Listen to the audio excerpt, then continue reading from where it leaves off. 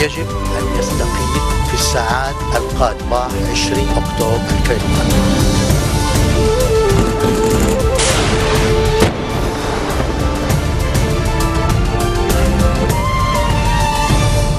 Good afternoon. You're watching the English newscast on Future Television, live in Beirut.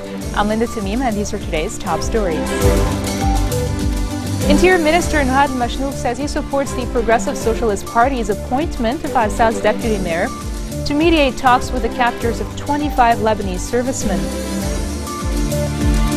Iran's visiting parliament speaker Ali Larijani says Hezbollah is an active movement and plays a positive role in the region. And Beji Caid Essebsi declares victory in Tunisia's presidential runoff vote with 55.68% of votes.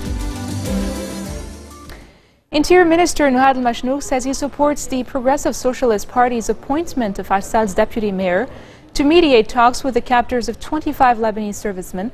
This is according to the families of the hostages, who held a meeting with the Interior Minister.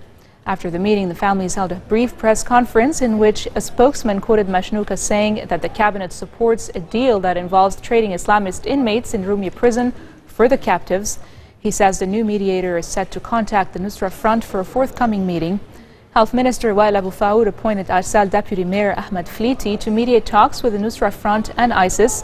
Fliti, who will serve as a liaison between the militants and Abu Faoud, noted that he was commissioned by only a faction of the Lebanese government and not the cabinet as a whole.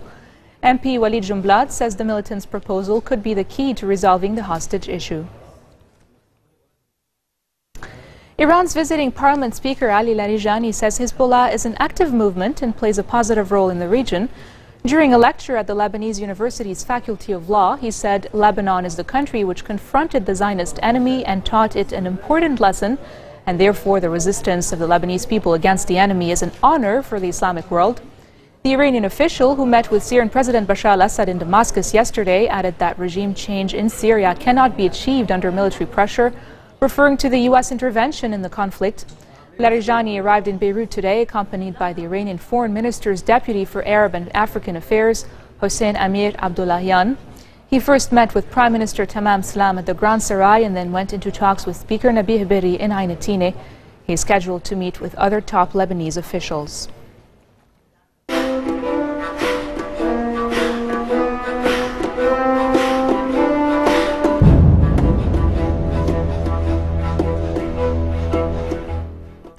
The Syrian army has claimed it shot down an Israeli reconnaissance drone flying near the occupied Golan Heights.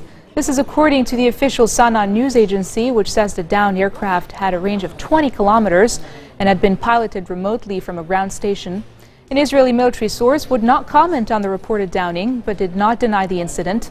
Israeli jets in March targeted military positions in the Quneitra region that borders the Israeli-occupied Golan Heights. And coming up next, Spaniards prepare for the traditional Christmas lottery worth 2.24 billion euros. That and more after the break.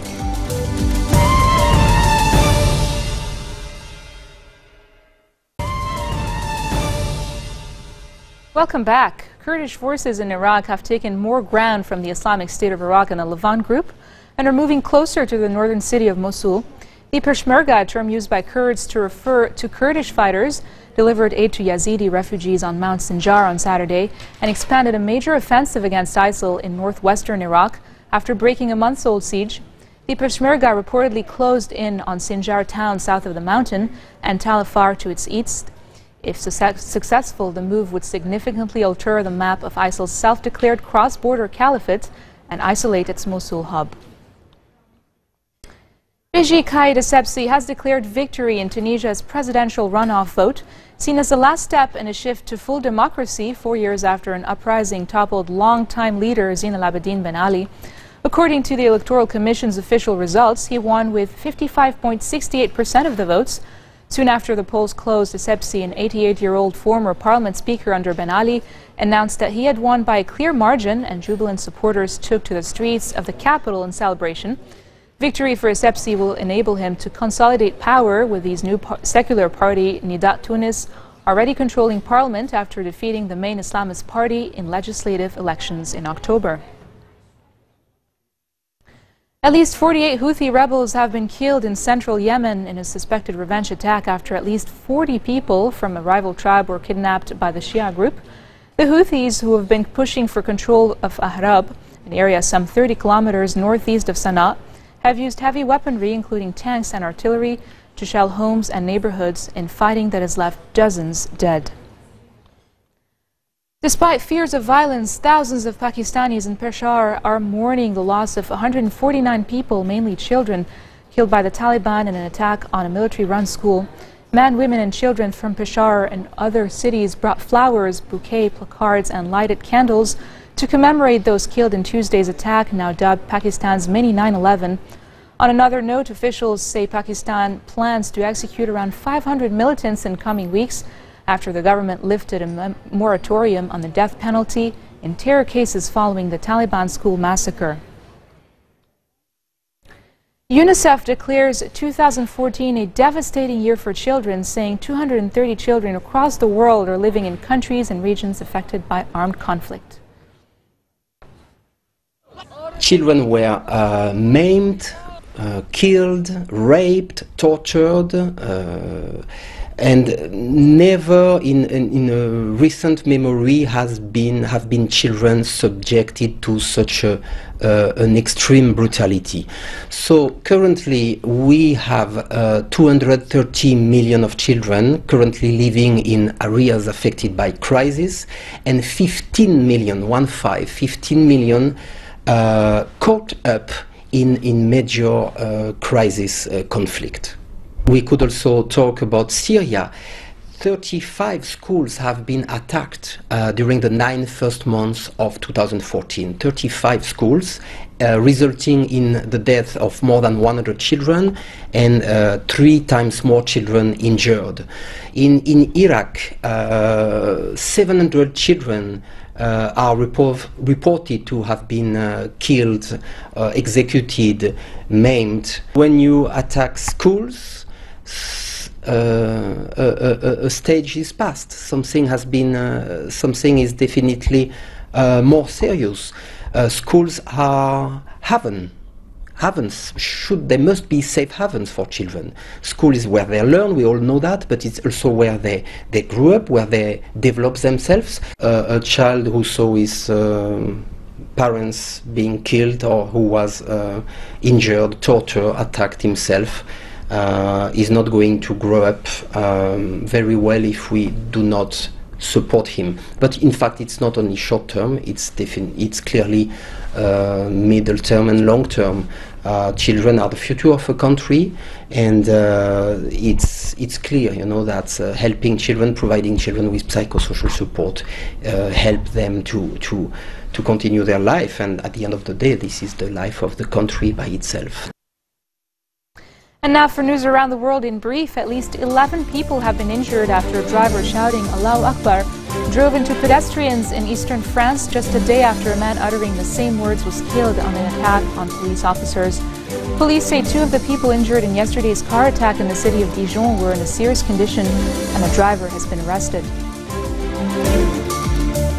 British entertainer Elton John and longtime mate David Furnish officially married on the 9th anniversary of the day they entered into a civil partnership. The couple converted their civil bond under new laws implemented in England earlier this year that allow same-sex marriages. Among the celebrity guests were the British football star David Beckham with his wife, designer Victoria. A Spanish judge has ordered the king's sister, Princess Cristina, to be tried along with her husband on charges of tax fraud, making her the first member of the country's royal family to face charges in court since the royalty was restored in 1975. If convicted, Cristina could face up to 4 years in prison. And still in Spain, Spaniards prepare for the traditional Christmas lottery worth 2.24 billion euros, making it the largest lottery in terms of total prize payout. The lottery, which got underway today with its top prize known as El Gordo, or the Fat One, is a tradition in the festive season where people gamble to become richer in time for Christmas. The tickets are sold in over 4,000 official kiosks throughout the country, but can also be bought in a further 6,400 outlets such as newspaper kiosks.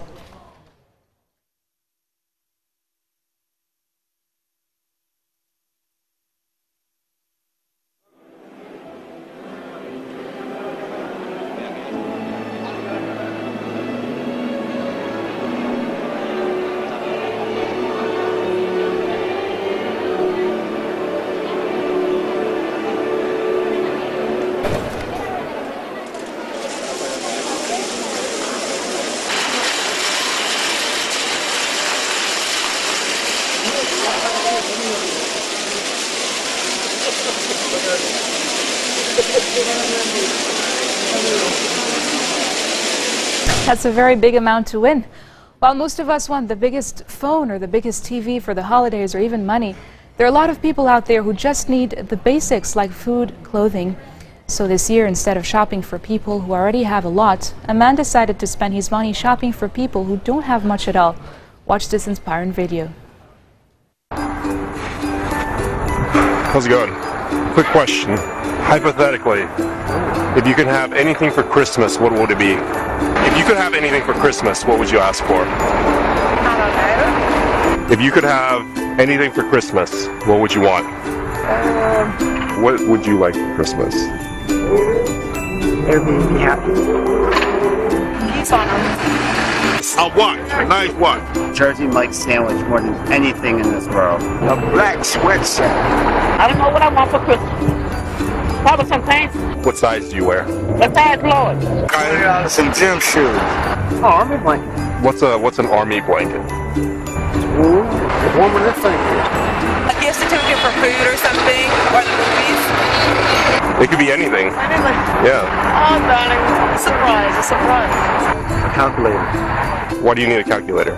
Practice my arithmetic, my mathematics. Keep track of my budgeting. A charger? You get a charger? Charger for what? I have a phone. I haven't paid this bill in 4 months.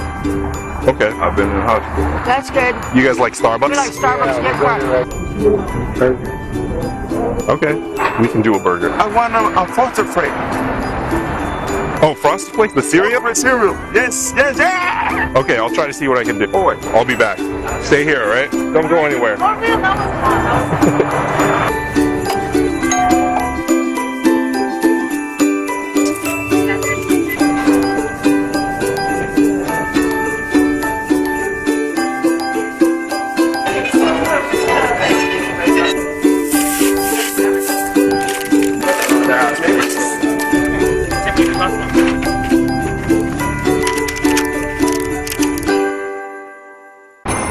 Hi. Hi. Do you remember me? Yeah. What did you say you wanted for Christmas again? A jacket and some pants. All right. I got it for you. Here you go, guys. Merry Christmas. And I also got you gift cards, too. Yay. What is that? Yeah. Call it the Holy Ghost dance. It's like a celebration. Merry Christmas. Merry Christmas. Yeah, open it. Please. Yeah. That's cool. This one is for you. I know you said you wanted a calculator, but I got you something extra too. You said you wanted a surprise, but I got you a few surprises. Thank you very much. That's fun. Thank you very much, my daughter. Thank you. Here you go. All right, thank you. Merry Christmas. Well, thank you. Thank you. Merry Christmas. Oh, that's fine. Here you go. Is that it? Merry Christmas. Hey, thank you. 2 Jersey Mike subs. Oh my God. Merry Christmas. Thank you. When's the last time you had that? I don't even know. It's been ages. Ages. Beautiful reminder to help those in need these holidays. This marks the end of our bulletin for today. Now for a reminder of our headlines.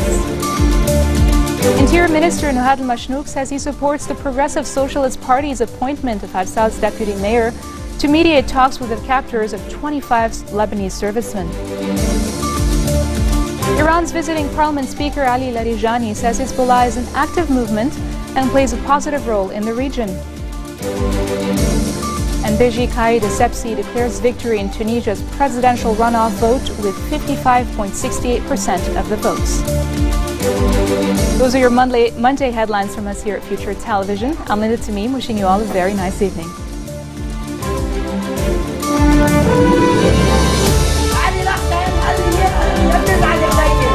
يجب أن يستقيل في الساعات القادمة 20 أكتوبر 2020.